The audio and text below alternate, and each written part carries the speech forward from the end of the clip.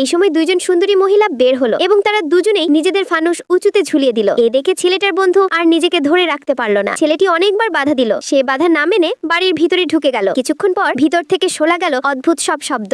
আরেকটু দাও। মনে হচ্ছে যেন অস্বাভাবিক কিছু চলছে। ভিতরে কি হচ্ছে তা জানতে ছেলেটিও চিন্তা করলো সে নিজেও গিয়ে দেখবে। সে ফানুস খুলে বাড়িতে ঢুকতে যাচ্ছিল, ঠিক তখনই একটি মেয়ে তাকে বাধা দিল। দেখতে পেল দিনের বেলা দেখা সেই সুন্দরী মেয়েটি বলল, ভিতরে যেও না, এর পরিণতি তুমি সামলাতে পারবে না। বন্ধুরা, তারপর কি হলো দেখতে চাইলে ভিডিওতে লাইক দিয়ে চ্যানেলটি সাবস্ক্রাইব করে বেল আইকন বাজিয়ে দিবেন, পরবর্তী ভিডিও যেন মিস না হয়। মেয়েটি গ্রামের সব রহস্য জানে, কিন্তু বাইরের কাউকে বলতে পারে না। শুধুমাত্র ছেলেটি তাকে সাহায্য করেছিল বলেই সে সতর্ক করতে এসেছে। যদি ভুলেও ভিতরে ঢুকে যাও, ওদের কোনো কথাই বিশ্বাস করবে না। কিন্তু যতই তাকে নিষেধ করা হলো, ছেলেটার কৌতূহল ততই বাড়তে লাগলো। ঠিক তখনই আরেকজন অপূর্ব সুন্দরী নারী বের হলো। সে নিজের ফানুস ঝুলিয়ে দিল এবং ছেলেটির দিকে তাকিয়ে মিষ্টি হাসি দিল। ছেলেটি হাসি দেখে সব সতর্কতা ভুলে গেল। সে ফানুস খুলে নিয়ে বাড়ির ভিতরে ঢুকে গেল। জানালা দিয়ে মেয়েটির ভাবভঙ্গি দেখে সে মুচকি হাসলো। কিন্তু ঠিক ভিতরে ঢুকার আগেই মহিলা বলল, ভিতরে ঢুকতে হলে আগে টেবিলে থাকা চা খেতে হবে। ছেলেটি চিন্তায় পড়ে গেল।